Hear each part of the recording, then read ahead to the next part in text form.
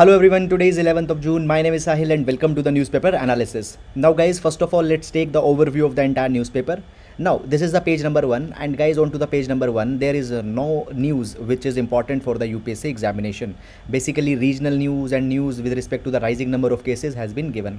The same thing is there on to the city page also. The regional news and all such thing is there, not at all important for the exam. Please guys, completely avoid these pages. Now here we can see that the chime telescope has been mentioned, which has achieved a breakthrough, and it will be important for our exam. We will see this thing.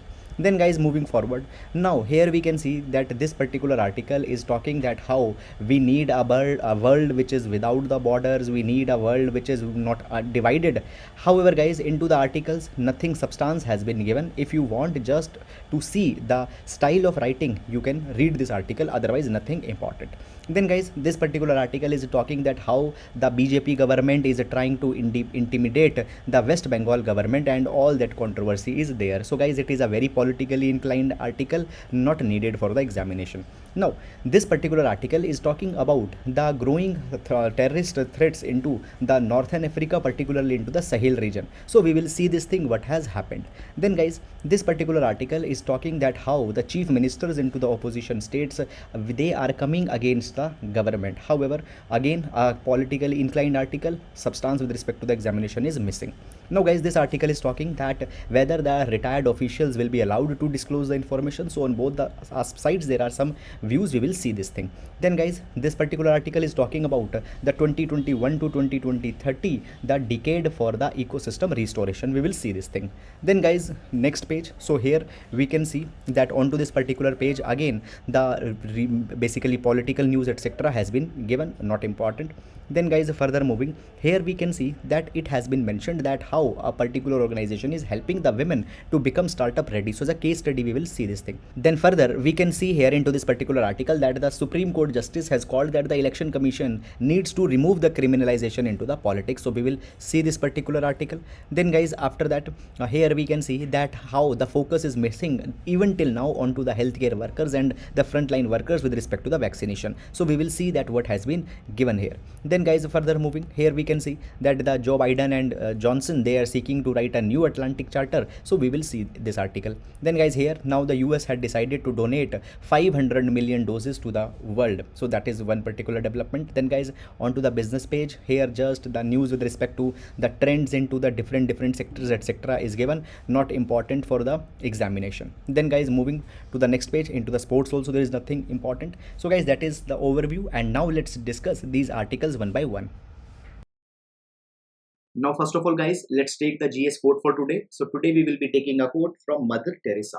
Mother Teresa says, "It's not about how much you do, but how much love you put into what you do that counts." Now, this particular quote highlights the value of a spirit of conviction, the value of dedication and devotion that is being given into a work. Rather being motivated by the outcome, you should enjoy the process. You should put yourself into the process. So guys, this particular quote we can utilize into the GS paper number 4 under the foundational values for the civil servants. So guys, that is all about today's GS quote, and now let's take the newspaper articles one by one. Now guys, the first article, it will be important for our GS paper number 3 under the topic of science and technology. Even into the prelims, the questions could be asked from this particular article. Now, first of all, if we read the article, it says CHIME telescope yields unprecedented results. Now, first of all, guys, this CHIME or CHIEME, it stands for Canadian Hydrogen Intensity Mapping Experiment. So guys, it is an experimental probe. It is a kind of a huge telescope project which has been installed into the British Columbia into Canada. Now, what it is doing? See, basically from 2018, it is observing one particular phenomena, that is the FRB, which stands for fast radio burst. Now, first of all, what are these fast radio bursts? So guys, these are super intense, super short-lived flashes of radio wave that emerges into the sky, and within few milliseconds it get vanished. Is it clear? So there is a huge flash of radio waves which comes and then it goes away. First time such kind of phenomena were discovered in 2017 by an American astronomer, that is Duncan Lorimer. And at that point of time, these bursts which are coming, they were also called as Lorimel's burst. Is it clear? Now guys, as they are very much erratic, it many a times the attempts were made to highlight, to see the what pattern is there, to find out the reasons for that particular thing. But for next 10 to 12 years, that is from 2017 to 2018, there was a limited success into this particular light. Then guys, to particularly find out these FRBs, a project was established, and this is the CHIME project, that is the Canadian Hydrogen Intensity Mapping Exercise. Now what has happened? Into this particular article, it has been mentioned that a breakthrough has been achieved by this particular experiment. Now guys, the breakthrough is this, that within 1 year, from 2018 to 2019, they have discovered more than 500 events of FRB. Guys, from 2017 to 2017-18, in 10 years, there were just 140 events, and within 1 year, they had discovered 500 events. Now guys, India is also associated into this particular experiment, as the researchers from the Tata Institute for Fundamental Research in Pune, as well as National Center for Radio Astrophysics, they had also sent their researchers. Now guys, the breakthrough, it is this. Number one, there is a particular pattern into which these events are occurring. Number two observation is this, that throughout the sky, they are observed. And third is that there are two type of FRBs. One are the recurring and other are the non-recurring. Is it clear? And now it has also been discovered that the non-recurring might be having some pattern. But guys, what is the origin? What is the reason behind altogether this FRBs? It is still not known. Now, when we talk about the technology that has been used into this CHIME experiment, then guys, we can see that it is containing 4 massive cylindrical radio antennas, and they are huge, and by the help of them, the sky is 24/7 being observed. Now guys, when we talk about the normal astronomy projects which had also tried to identify these FRB, they are based on a kind of a technology where there is a kind of a large dish, and this particular dish is pointed towards a particular part of sky, and it then observes that part. But into the CHIME, constantly the entire sky is being observed, and if anywhere this FRB event is there, it can catch it and it can process it. So because of this thing, they are able to identify such large FRB events. Is it clear? So guys, that is all about this particular article. You just need to have the basics of this thing into your mind, because guys, often the question into the science and tech, they are being asked on very broad things. Is it clear? So please keep it on your mind. And now we'll be moving to the next article.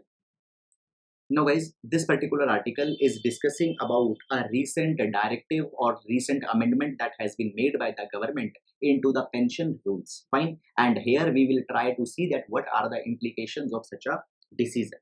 Now guys, before going into the details of this article, I would like to tell you the background. What has happened? Government had recently amended the central services pension rules, and it has been said that there are certain conditionalities which have to be followed by the officers who had earlier worked into the intelligence agencies or the agencies which are dealing with the sensitive information, if they wish to get their pension uninterrupted. Number one, they will not do any kind of activity which might divulge some sensitive information into the public domain. Secondly, they will not be giving any information out which might have some which might hamper the sovereignty integrity of India. Thirdly, there might also not be any information which be given which might incite an offense. So these are some of the grounds which have been laid down. Is it clear? And it has been said that if any information is being provided out into the public domain, they need to take the permission of the head of the organization in which they have worked. Only if they will follow this thing, it will be considered that a good conduct is being done by the civil servant who has now been retired, and his pension will be continued. Now, there are two type of opinions which have generated onto this thing. Number one opinion is this, that government is trying to just stifle the civil servants who are retired.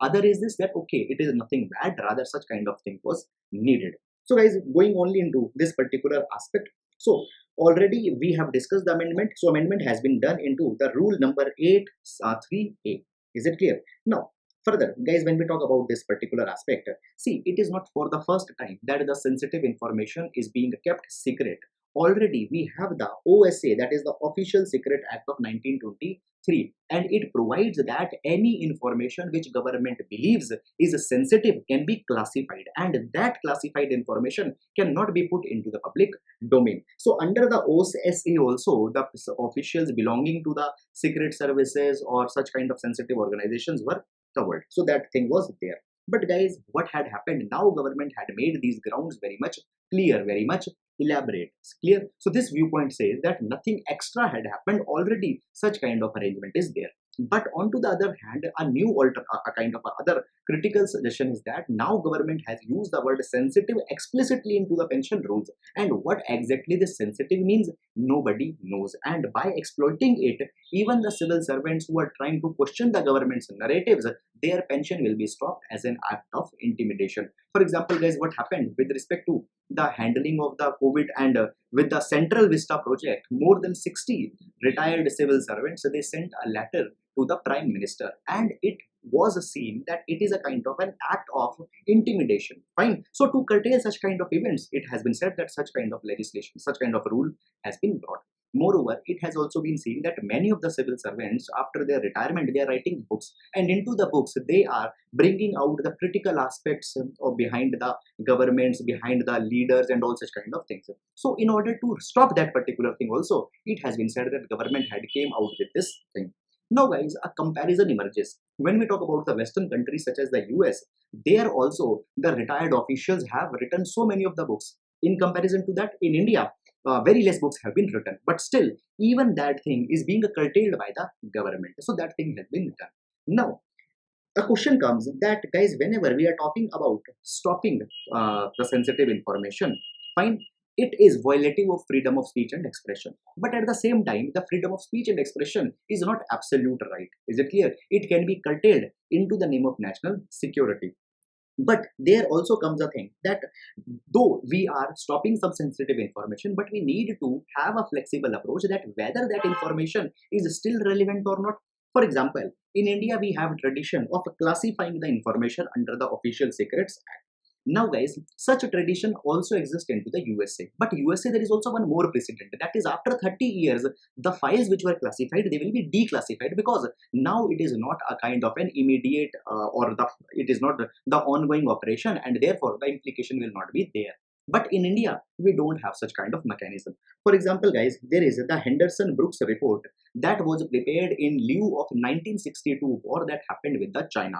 Up till now, this report has not been declassified. Then, guys, there is a Mukherjee Commission report which contains many of the information with respect to the Subhash Bose. Those files have not been declassified. So it has been said that when India is not having the provision for the declassification, or such dedicated provision is not there, some avenue is needed so that some of the information can come into the public domain. Fine. Moreover, it has been said that apart from declassification, India also classifies too much of the information. Is it clear? Even the information which is not needed is being classified. So basically an opacity is created. Is it clear? And now bringing even more grounds will further enhance that particular opacity. Is it clear? So this particular kind of thing is not good.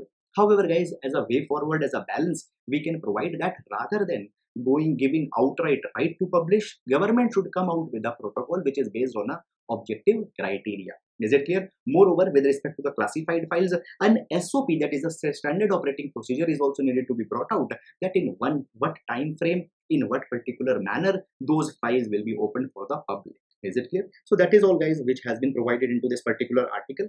Guys, as this article is a kind of an interview, clear, many a times the personal opinions, personal judgments, and such kind of thing is also coming, which is not important for the UPSC examination. So we had streamlined it for the UPSC, and if you are reading it on your own, please be very much selective. So that is all, and now we'll be moving to the next article.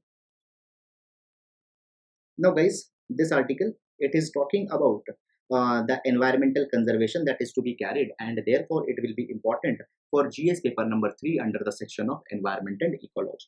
See, it has been said that now an urgent need has came that we need to repair our ecosystem. Why? Because guys, the present pandemic that we are seeing, it is a kind of a zoonotic into the origin. Is it clear? Now very fastly the pathogens, the viruses which were existing into the animals, and animals were their natural reservoirs, now they are jumping into the humans, and when they come into the humans, they become deadly to us. Is it clear? Why? Because we have forgotten the boundaries. Is it clear? So now a gap has to be maintained. Now, on to the 5th of June 2021, on to the World Environment Day, the United Nations Environment Program as well as the Food and Agriculture Organization kick-started the UN Decade on Ecosystem Restoration, and it has three pillars. That is, pillar number one, to prevent ecosystem degradation, to halt ecosystem degradation, and to reverse the ecosystem degradation.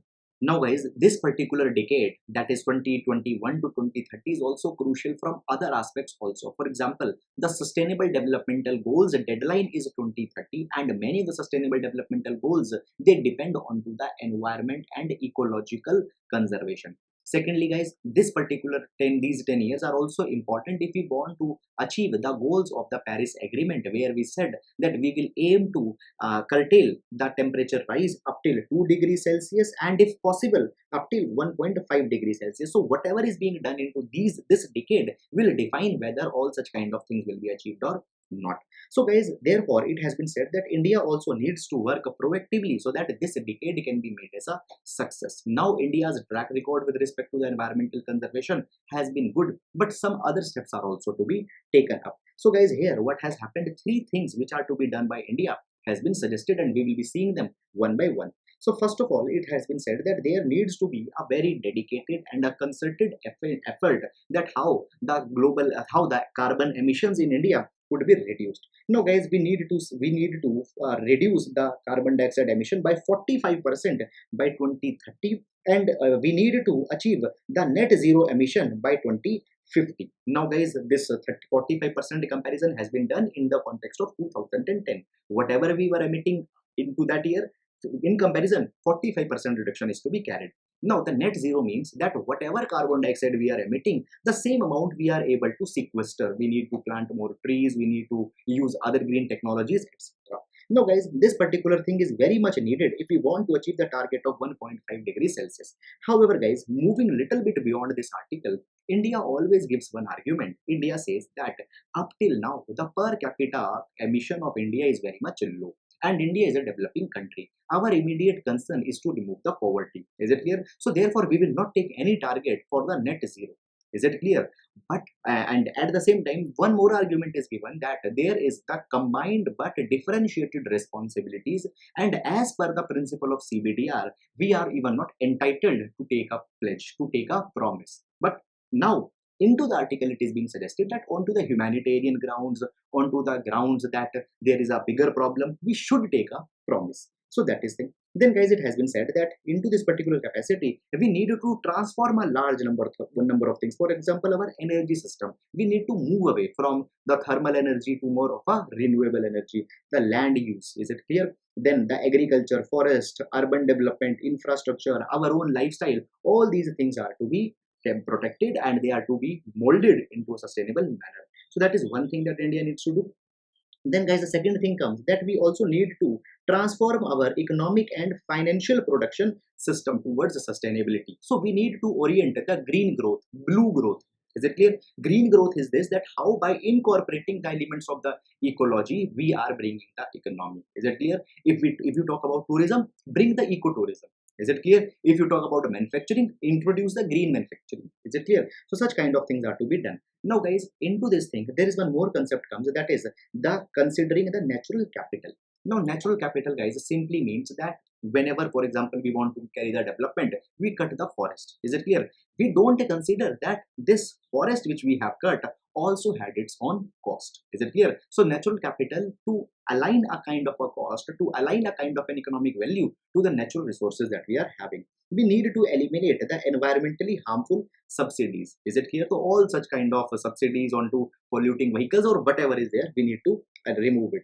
Is it clear? And we need to invest into the technologies which are nature friendly. Fine. So this is one thing. And guys, the third thing comes is that we need to take the responsibility that we as an individual are also responsible for the climate change, and we also need to take the steps towards the sustainability. Guys, our basically usage of private vehicles for the commutation etc is to be reduced. Then we need to reduce the wastage, we need to go for the adaptive lifestyle into the changing needs. Is it clear? Our lifestyle is needed to be molded in such a way. So these are the steps that India needs to take if we want to halt the next zoonotic based pandemic, to halt the sea level rise, to halt the climate change etc. Clear? So guys, all this has been provided in this article. I hope you have understood, and now we'll be moving to the next article. Now guys, this article, it is talking about the situation of terrorism into the North Africa, particularly the region of Sahel. Is it clear? Now, a kind of a brief overview has been given into this article. Is it clear? That overview you should know. However, more deeper than this is, I will not believe that it is more very much needed. Fine. Now, first of all, guys, if we see into this particular map, this blue is the Sahara Desert. Then after the Sahara Desert, into this pink, it is a Sahel region. Is it clear? Now this Sahel is a semi-arid region or a semi-arid belt that is running from west to the east, and many of the countries, they lie into this this Sahel belt. Now guys, what had happened just a couple of days back? You can see this particular country, that is the Burkina Faso. Now, into one of the village of Burkina Faso, an terrorist attack has been made, in which more than 160 people have died. Fine. Up till now, no terrorist organization has taken the responsibility of the attack. But guys, it is being assumed that the terrorist group, that is the Islamic State in the Greater Sahara, ISGS, is behind this particular harmful attack.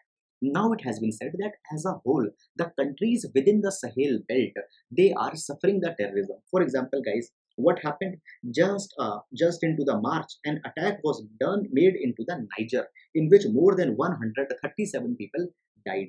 Then guys, into the Nigeria also, just recently the attacks have happened where again many people died.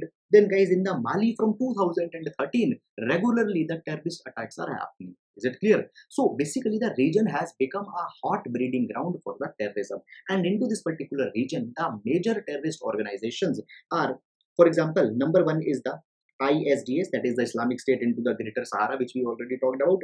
After that, there is the Islamic State West Africa Province, ISWAF.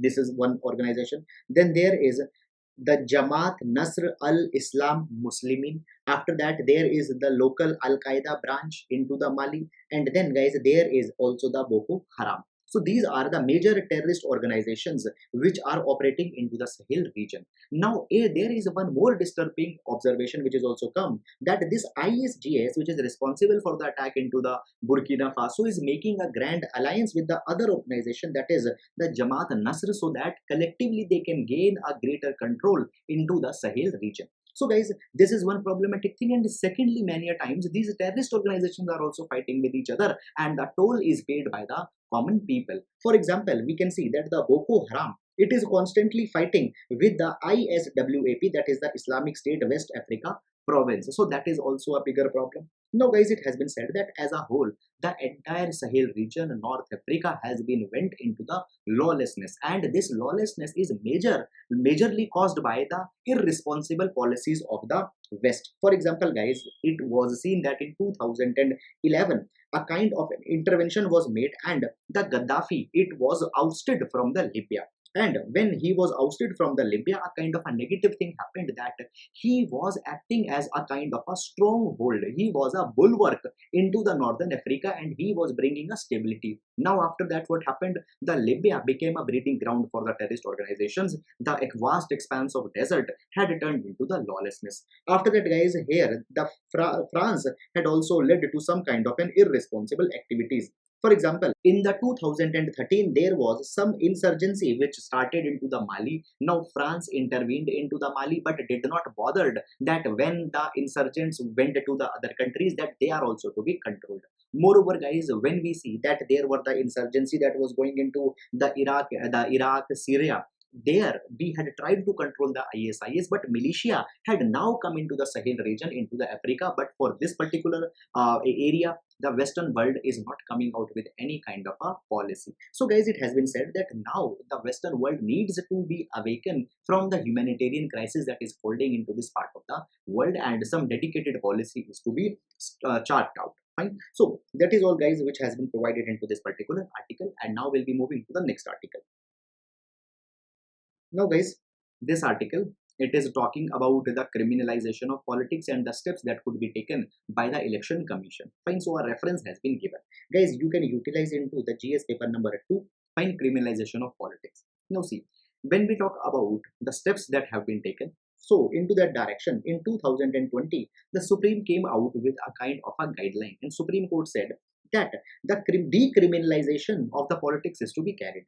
Many times we see that the political parties are fielding the criminal candidates. So if that particular thing is happening, so the political party have to publicize onto their website as well as onto the social media platform, and is even into the newspaper all the details of the criminal people. Find their background, the details have to be given. Moreover, guys, it is also to be explained by the political parties that why they only chosen these people, why not the people from the clean background are to be have been selected. So this direction was given by Supreme Court, but up till now it has been seen that such a guideline has not been followed into the letter and spirit. Now they were actually very much necessary. We can see this thing by this particular graph. For example, in 2004, the percentage of MPs which were having the criminal cases, their percentage was 24%. In 2019, it increased to 43%.